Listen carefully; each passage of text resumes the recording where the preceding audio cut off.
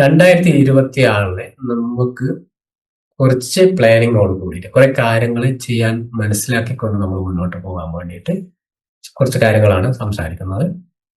Okay, അതിൽ Y planning matters, എന്തിനാണ് നമ്മൾ ഇങ്ങനെ പ്ലാൻ ചെയ്ത് മുന്നോട്ട് പോകുന്നത് എന്നുള്ളതാണ്.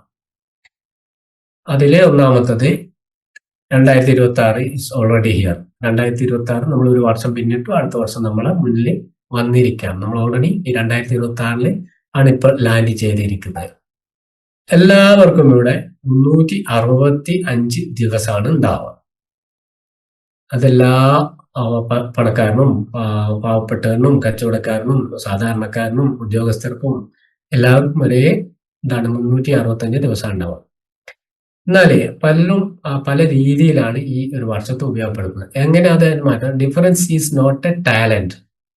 ഇവിടെ ഓരോരുത്തരുടെ കഴിവിനനുസരിച്ചാണോ അവർക്ക് ഈ 2026 കഴിയുന്ന സമയത്ത് അവർക്ക് കിട്ടുന്ന അച്ചീവ്മെന്റ് അവിടെ കഴിവിനനുസരിച്ചാണോ? ഒരിക്കലല്ല. എങ്ങനെയാണ് ഈ വർഷത്തെ ഉപയോഗിക്കുന്നത് ഓരോ ദിവസം. അപ്പോൾ അത് 365 ചില ആളുകൾ എന്താക്കും, ആ പാട്ടാക്കിയിട്ട് അത് മാസാക്കിയിട്ടും ദിവസമാക്കിയിട്ടും ആ ദിവസത്തിന് മണിക്കൂറാക്കിയിട്ടോ ആ മണിക്കൂറിന്റെ മിനിറ്റ്സുകളെ ഇത്ര മീൻസ് ഇന്ന കാര്യങ്ങൾ ചെയ്യാൻ അത്രയും പ്ലാനിങ്ങോട് ചെയ്യുന്ന ആളുകളുണ്ട്. എന്നാൽ കുറഞ്ഞ ദിവസങ്ങളെ വെച്ച് പ്ലാനിങ് ചെയ്യുന്നവരുണ്ട്, ആഴ്ചകളെ വെച്ച് പ്ലാനിങ് ചെയ്യുന്നവരുണ്ട്, മാസങ്ങളെ വെച്ച് പ്ലാനിങ് ചെയ്യുന്നവര്. മിനിമം നമ്മൾ ഒരു വർഷത്തെ വെച്ചിട്ട് പ്ലാനിങ് ഉണ്ടാക്കുമ്പോഴാണ് നമുക്ക് ഇത് ഉപയോഗപ്പെടുന്നത്. അപ്പൊ ഓരോ ഘട്ടത്തിലും ഓരോരുത്തർ ഏത് രീതിയിലാണ് ഈ ഒരു വർഷത്തെ ഉപയോഗപ്പെടുത്തുന്നത് അതിനനുസരിച്ചിട്ടായിരിക്കും അവർക്ക് അതിനുള്ള റിസൾട്ട് ഉണ്ടാവുക. അപ്പോൾ ടാലന്റ് അല്ല ഒരു നമുക്ക് ഏറ്റവും കൂടുതൽ യൂട്ടിലൈസ് എങ്ങനെ അത് ഉപയോഗപ്പെടുത്തും ആ വർഷം ആ സമയം. ഭൂമിയിൽ ഏറ്റവും വിലയുള്ള കാര്യം എന്താ വെച്ചാൽ നമുക്കിപ്പോ സ്വർണത്തിനിപ്പോ 1 lakh അതിന്റെ മേലെ ആയി. അപ്പൊ അതാണോ ഏറ്റവും വില കൂടിയുള്ള? അതില്ലെങ്കിൽ ഡയമണ്ട് ആണോ? ഇതൊന്നുമില്ല. അതിന് ഏറ്റവും വില കൂടിയ സംഭവം എന്ന് വെച്ചാൽ ടൈമാണ്. അപ്പൊ ടൈമിനെ നമ്മൾ എങ്ങനെ ഉപയോഗപ്പെടുത്തുന്നു? A good year is not found, it is use. ഒരു വർഷം കിട്ടി, ഇത് നല്ലതാണെന്ന് മാത്രം പറഞ്ഞുകൊണ്ട് കാര്യമില്ല. അത് ആ രീതിയിൽ ഉപയോഗപ്പെടുത്തുമ്പോഴാണ് നമുക്ക് ആ വർഷത്തെ നല്ല വർഷമായിട്ട് മാറുന്നത്.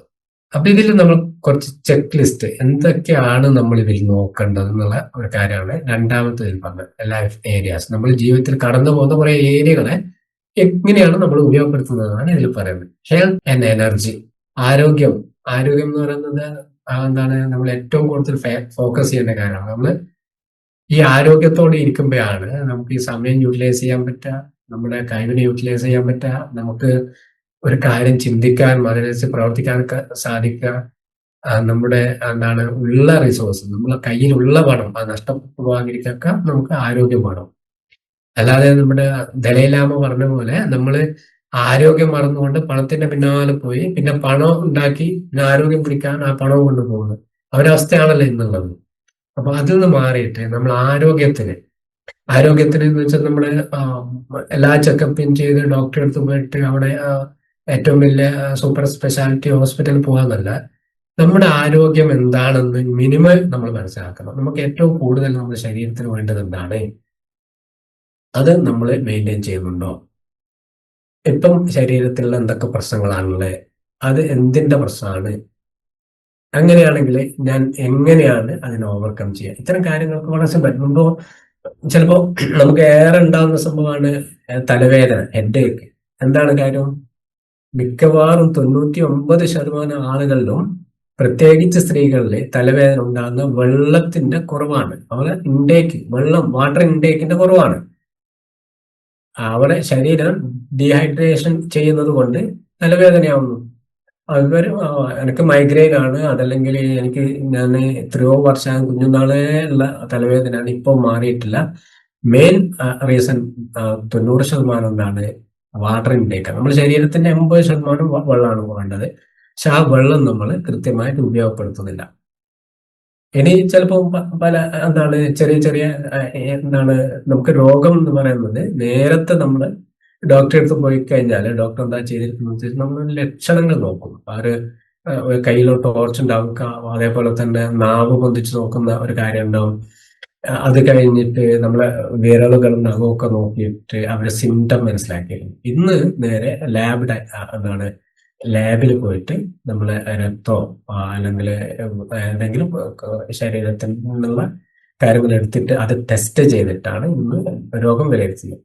അപ്പൊ ഈ ഒരു വിലയിരുത്തൽ നമുക്ക് തന്നെ കുറച്ച് കാര്യങ്ങൾക്ക് നമുക്ക് ചെയ്യാം. കാരണം എന്ന് വെച്ചാൽ നമ്മുടെ ശരീരത്തിൽ എന്തെങ്കിലും കുറവുണ്ടെങ്കിൽ ആ കുറവുണ്ടാണെന്ന് മനസ്സിലാക്കി അതിനെ ട്രീറ്റ് ചെയ്യുക എന്നുള്ള അത് നമ്മൾ ഈ ഒരു വർഷം നമ്മൾ ശ്രദ്ധിക്കേണ്ട കാര്യമാണ്. Skill and learning. നമ്മൾ രണ്ടാമത്തത് ഇപ്പം ഹെൽത്ത് നമ്മൾ പറഞ്ഞു, ഹെൽത്ത് ആൻഡ് എനർജി.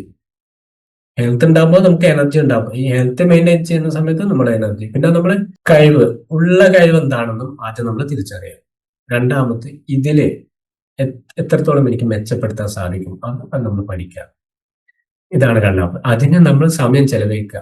ആ പഠിക്കാൻ ആദ്യം നമ്മൾ മനസ്സിലാക്കുകയാണ് വേണ്ടത്. എനിക്ക് എത്രത്തോളം കഴിവുണ്ട്, ഇനി ഈ കഴിവിനെ നമുക്ക് ഉപയോഗപ്പെടുത്തിയെടുക്കാൻ. ഒന്നുകിൽ നമുക്ക് വരുമാനത്തിനാകാം, അല്ലെങ്കിൽ സന്തോഷത്തിനാക്കാം.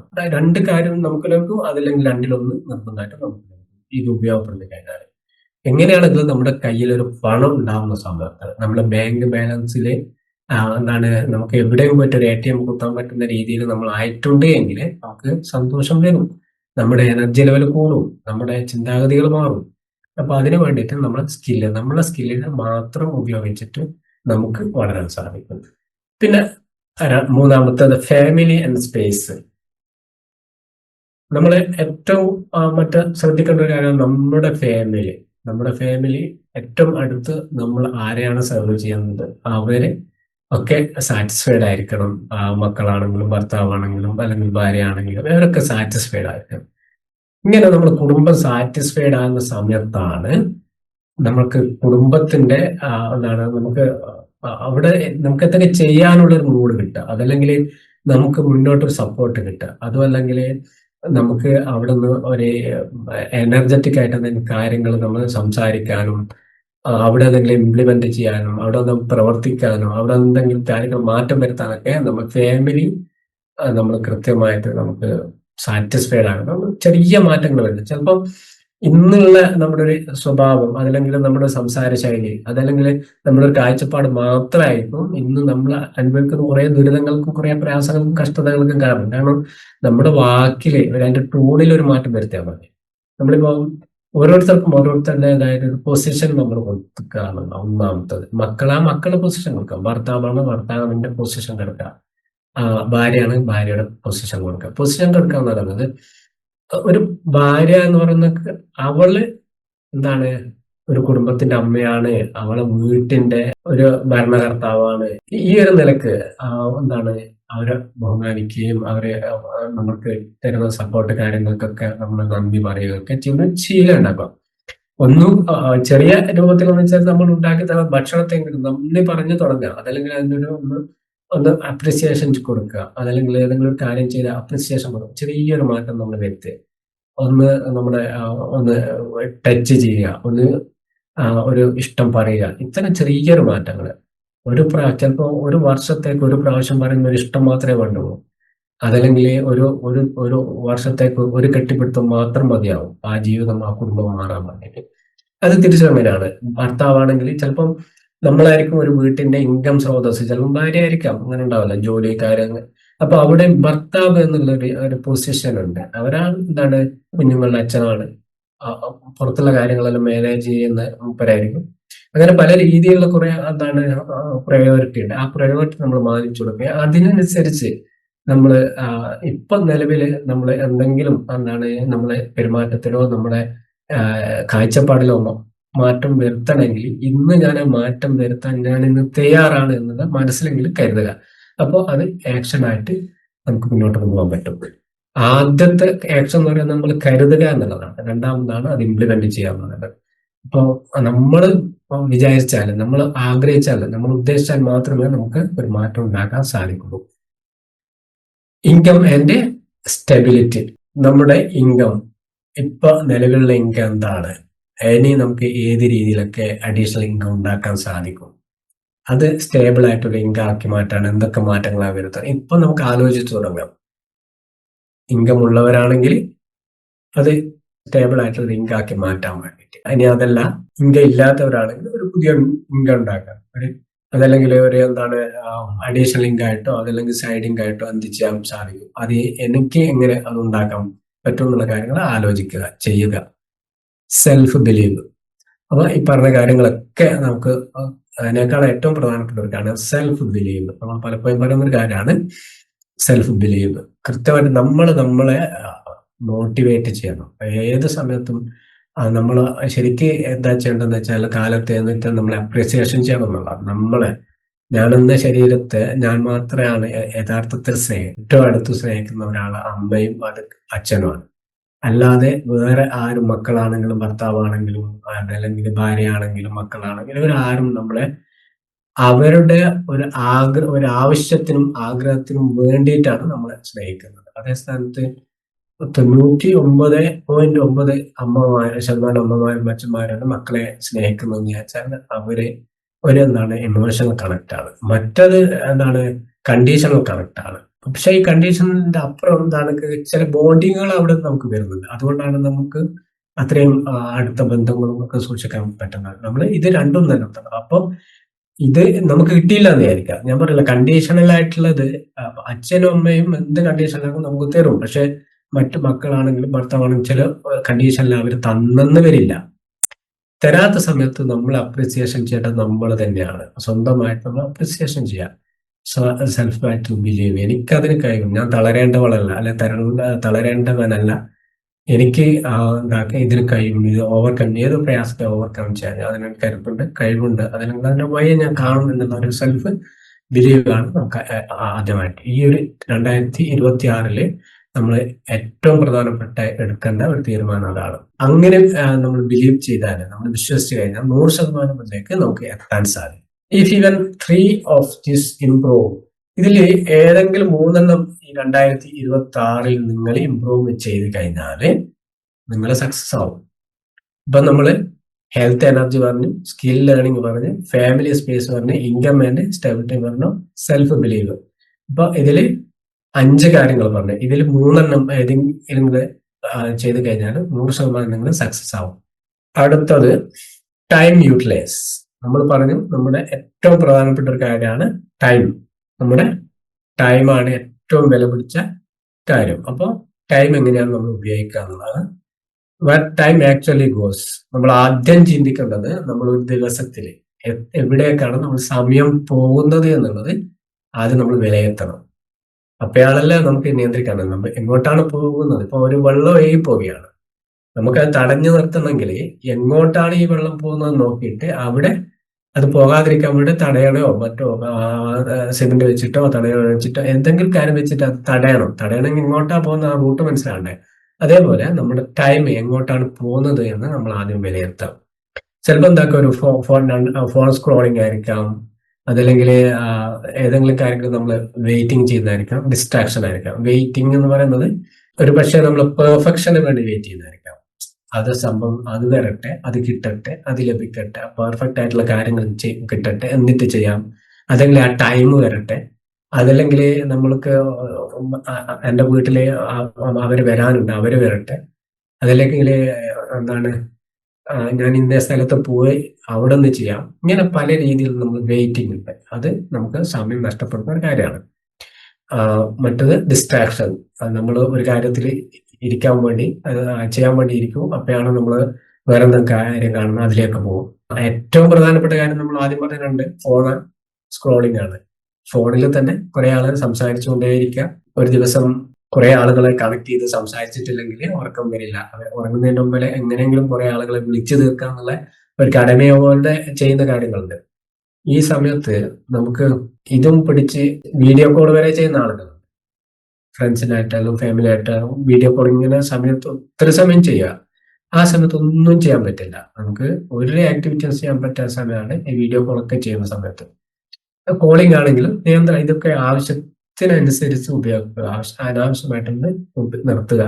സ്ക്രോളിംഗ് എന്ന് പറയുന്നത് നമ്മൾ ഉദ്ദേശിക്കുക ഏതെങ്കിലും ഒരു കാര്യം നമുക്ക് ആരെങ്കിലും അയച്ച ഒരു മെസ്സേജ് ആയിരിക്കും ആദ്യം നമുക്ക് വന്നിട്ടാണ്. അത് നോക്കുമ്പോൾ അടുത്തത് കണ്ട് ഇങ്ങനെ സ്ക്രോൾ ചെയ്ത് നമ്മൾ മൊത്തം നമ്മുടെ സ്ക്രീൻ ടൈം എത്രയാണെന്ന് ചെക്ക് ചെയ്ത് നോക്കിയാൽ മണിക്കൂറുകൾ 8 മണിക്കൂറൊക്കെ ആയിട്ടുണ്ടാവും. ഇവിടെ നമുക്ക് എന്താ കിട്ടിയിട്ടുണ്ടാവും. കാരണം ഒന്നിൽ തന്നെ ഒരു അറിവ് കിട്ടണമെങ്കിൽ അവിടെ തന്നെ നമ്മൾ നിൽക്കുന്നില്ല. നമ്മളത് സ്ക്രോൾ ചെയ്ത ചിലപ്പോൾ നമുക്ക് സോഷ്യൽ മീഡിയ നമ്മൾ പാടെ തള്ളേണ്ട കാര്യമൊന്നുമല്ല. എന്നാലും അതില് നമ്മള് അതിലെടുക്കേണ്ട കാര്യം നമ്മൾ എടുക്കുകയും നമ്മൾ കൊടുക്കേണ്ട കാര്യം കൊടുക്കുമ്പോഴാണ് സോഷ്യൽ മീഡിയ കൃത്യമായിട്ട് നമുക്ക് ഉപയോഗപ്പെടുത്തുക.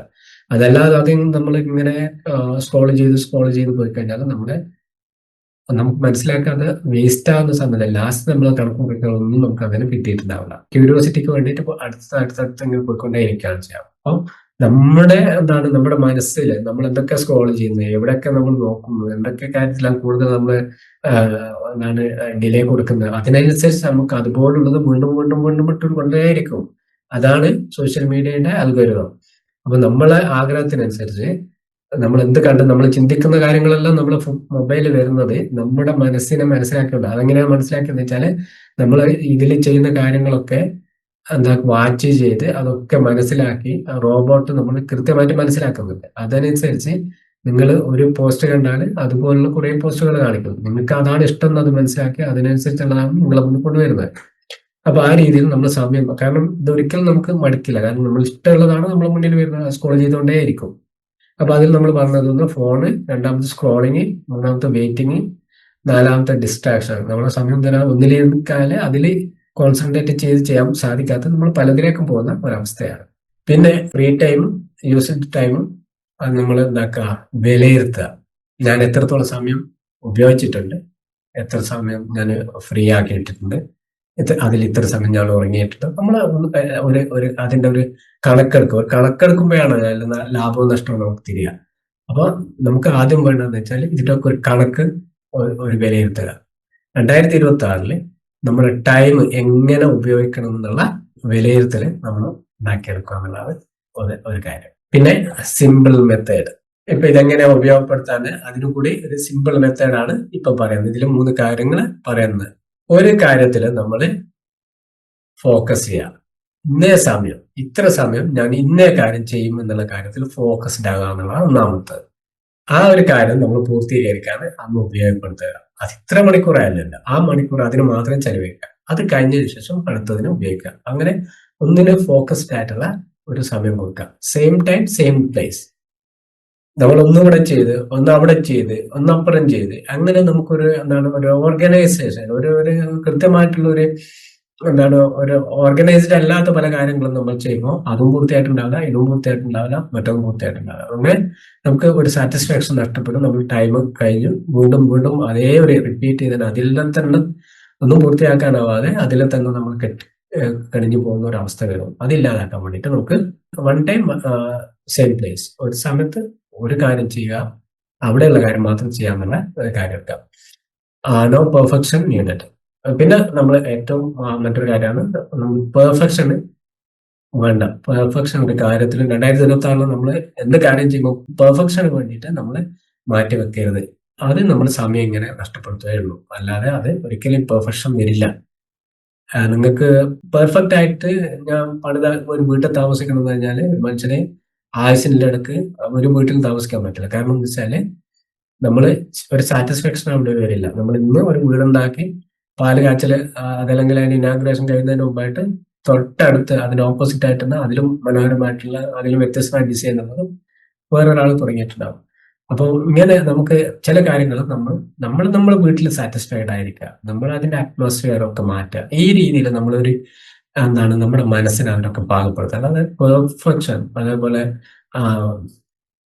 ഈ കാര്യങ്ങൾ നമ്മളിപ്പോ വീടിനെ സംബന്ധിച്ച് പറയില്ല, അതുപോലുള്ള കാര്യങ്ങൾക്ക് നമ്മൾ ഒരു മാറ്റം വരുത്തണം. അപ്പോൾ അതിന് കൺസിസ്റ്റൻസി ബീച്ച് ഇന്റൻസിറ്റി.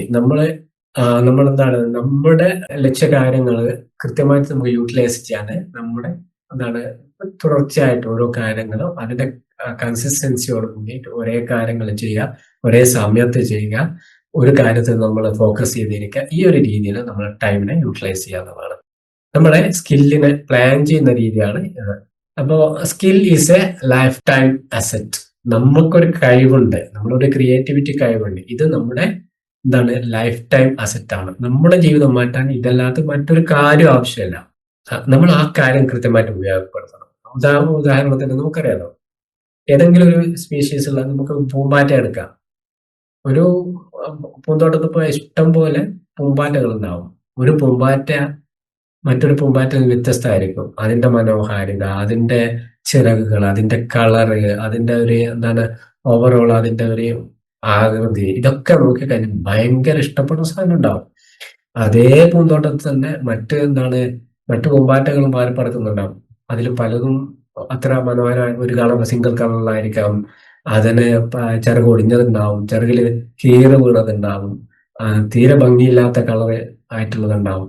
ഇനി ഈ പൂമ്പാറ്റയെ തന്നെ കാണാൻ പറ്റാത്ത രീതിയിലെ ഇലയുടെ കളറോ അതല്ലെങ്കിൽ മണ്ണിന്റെ കളറോ അതല്ലെങ്കിൽ ചെടി ഏതെങ്കിലും രീതിയിലുള്ള അതിന് ഉണ്ട് എന്ന് തന്നെ മനസ്സിലാക്കാൻ പറ്റാത്ത രീതിയിലുണ്ടാവും.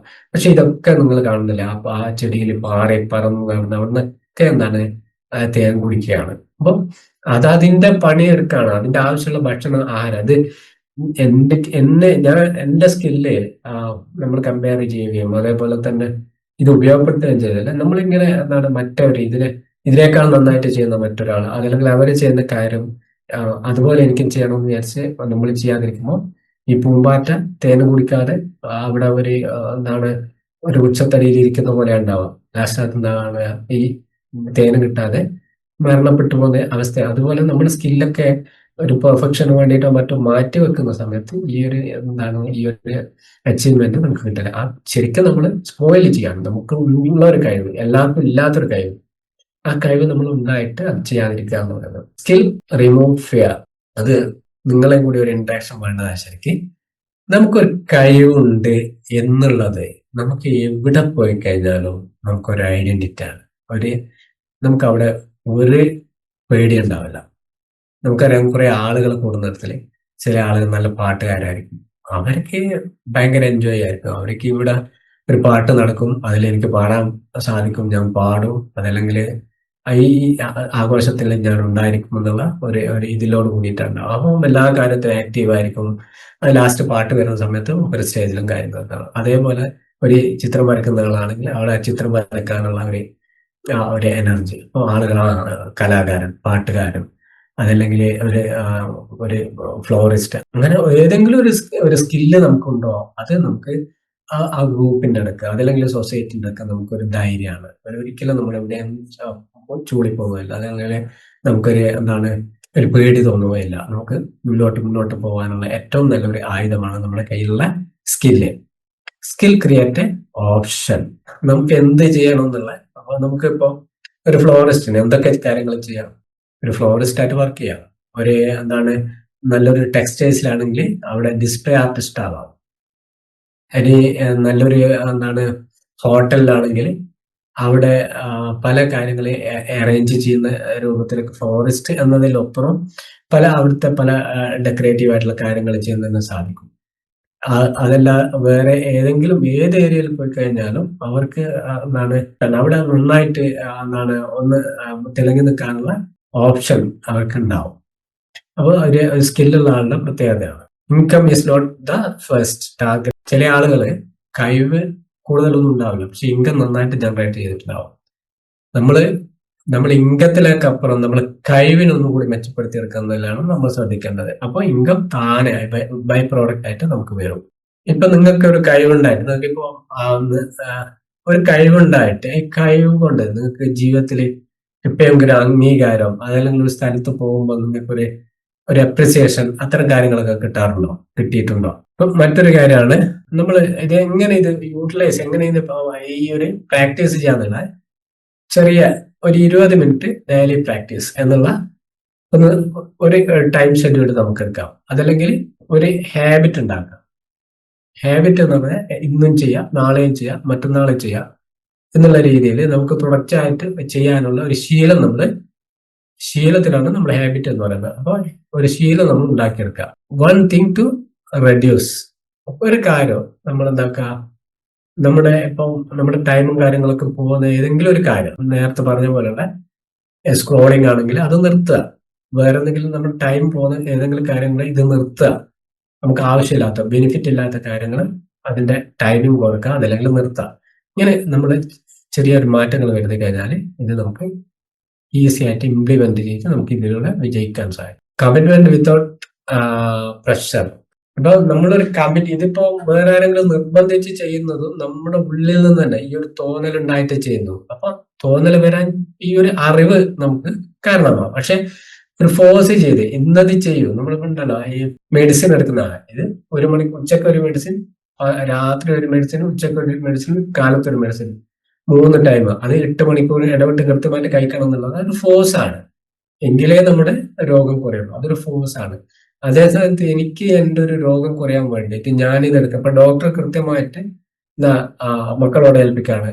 നിങ്ങള് ഇത് അമ്മ കുടിച്ചിക്കോ എന്ന് നോക്കണം, അല്ലെങ്കിൽ അച്ഛൻ കുടിച്ചിട്ടുണ്ടോ എന്ന് നോക്കണം. എന്തുകൊണ്ടാണ്? അവിടെ ഫോഴ്സിങ് ആണ്. അമ്മ മരുന്ന് കുടിച്ചിക്കോ, അച്ഛ മരുന്ന് കുടിച്ചിക്കോ, ഉച്ചക്കകത്ത് കഴിച്ചിക്കോ എന്ന് ചോദിക്കുന്നത് ഒരു ഫോഴ്സിങ് ആണ്. അതേസമയത്ത് ഇത് എനിക്ക് രോഗമുള്ളത്, ഇത് കെയർ ചെയ്യാൻ, ഇത് മാറാൻ വേണ്ടിയിട്ട് എന്റെ മരുന്ന് ഞാൻ രാവിലെ 8 മണിക്കാണ് കഴിച്ചതെങ്കിൽ അടുത്ത 8 മണിക്കൂറിന് ശേഷം ഒന്നുകൂടി ഉണ്ട്, അത് കഴിഞ്ഞ് അടുത്ത 8 മണിക്കൂർ കഴിഞ്ഞിട്ട് മറ്റൊന്നുണ്ട് എന്നുള്ള ഒരു തിരിച്ചറിവ്.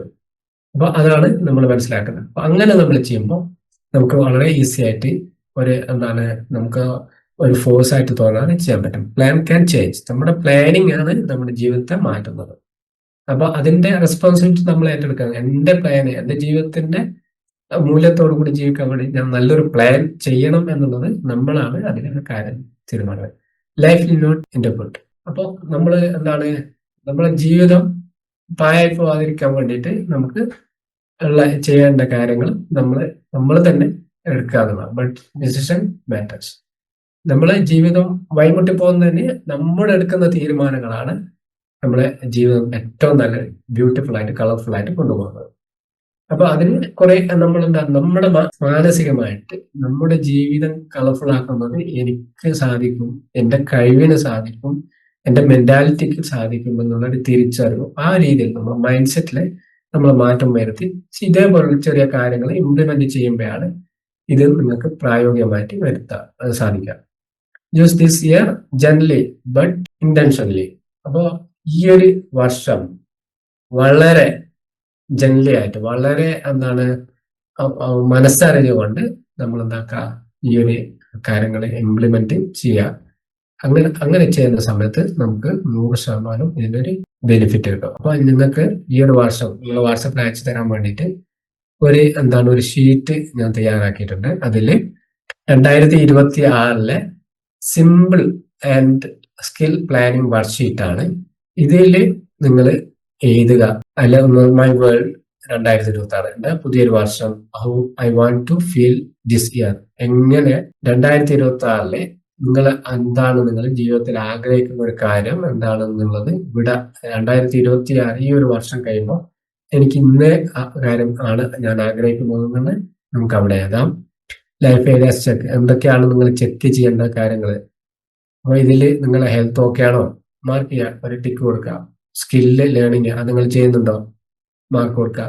ഫാമിലി സ്പേസിൽ നിങ്ങൾ എന്തൊക്കെ മാറ്റം വരുത്താൻ വേണ്ടി നിങ്ങൾ കൃത്യമായിട്ട് ഇതിൽ മാർക്ക് ചെയ്ത് വരുത്തുക, അത് മാർക്ക് ചെയ്യുക.